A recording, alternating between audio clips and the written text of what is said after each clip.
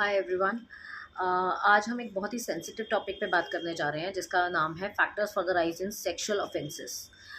Women के प्रति जो सेक्सुअल ऑफेंसेस है उनके बढ़ने का क्या कारण है। ऑब्वियसली हम सब बहुत ही जनरल आंसर इसके बारे में लिख सकते हैं क्योंकि हम सब जानते हैं, क्योंकि हमारे डेली का part and parcel of life है ये।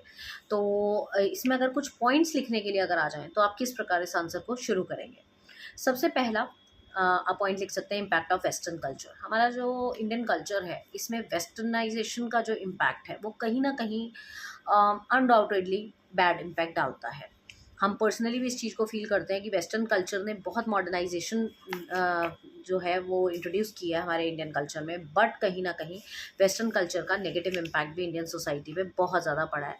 क्योंकि इंडियन मेंटालिटी और वेस्टर्न मेंटालिटी में बहुत ज़्यादा फ़र्क है, और जहाँ पर या तो आप पूरा कल्चर और अगर आप पूरा नहीं अपना सकते तो आप आधा अधूरा अगर किसी भी चीज़ को अपनाते हैं तो वो आपको डिज़ास्ट्रस मोड पे लेके ही जाता है। तो वेस्टर्न कल्चर हमने आधा अधूरा अपनाया, हमने वेस्टर्न कल्चर, वेस्टर्न पहनावा, वेस्टर्न चीज़ों को अपना लिया, बट हमने वेस्टर्न सोच को नहीं अपनाया।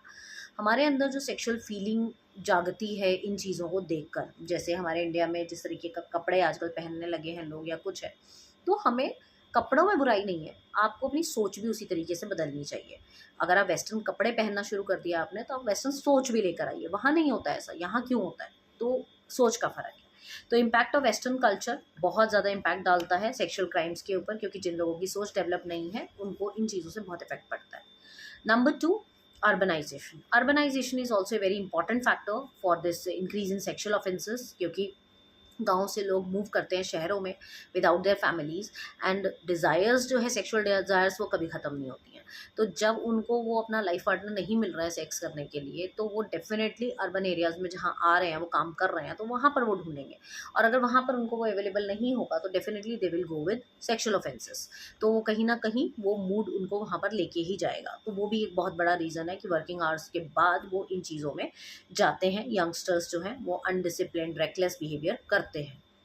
थर्ड, ऑब्सैनिटी इन एडवर्टीजमेंट्स। ऑब्वियसली मीडिया बहुत बड़ा फैक्टर है इस चीज़ के लिए, क्योंकि कहीं ना कहीं इंफॉर्मेशन के अलावा वो वल्गैरिटी, ऑब्सैनिटी बहुत ज़्यादा फैला रहा है, और जिसकी वजह से कहीं ना कहीं हमारे यूथ्स के माइंड पे असर पड़ता ही पड़ता है।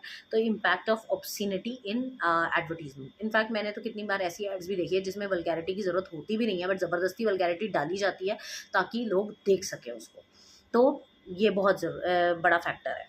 Next is इंटॉक्सिकेशंस। इंटॉक्सिकेशंस में आपका लिकर आ गया है, आपके और नशे के अलग अलग तरीके, ड्रग्स एट्सेट्रा, तो इनके इम्पैक्ट में आके भी लोग जो हैं वो सेक्सुअल ऑफेंसेस को बहुत ज़्यादा बढ़ावा देते हैं। इसके अलावा जो biological need of human personality, हर एक ह्यूमन की नीड है, सेक्सुअल डिज़ायर जो है तो उसको सेटिस्फाई अगर नहीं कर सकता कोई, या उसकी सेटिस्फेक्शन अगर नहीं होती है, तो definitely it will go and introduce to sexual offences. तो ये भी एक बहुत बड़ा रीज़न है। इसके अलावा uh, ये एक थोड़ा सा कॉन्ट्रडिक्टरी सा होगा, बट मैं फिर भी बताती हूँ, लिखा हुआ पॉइंट है कि मैन जो है वो एंडलेस मूड्स का मालिक होता है। मतलब एक जो मैन होता है उसके बहुत मूड स्विंग्स होते हैं। उसका don't take it personally, but चीज़ें क्या होती हैं कि वो चेंज चाहिए उनको। उनको एक के साथ पेट नहीं भरता आदमियों का।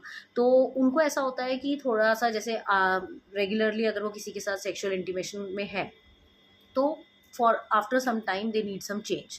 तो उसके लिए फिर वो दूसरे की तरफ अट्रैक्ट होते हैं। तो जब वो दूसरे की तरफ अट्रैक्ट होंगे तो definitely it will lead to sexual offences. वो टीजिंग की तरफ जा सकते हैं, वो अनफेथफुलनेस दिखाएंगे, या किसी और एक्स्ट्रा मैरिटल अफेयर में जाएंगे, या और XYZ कुछ भी कर सकते हैं।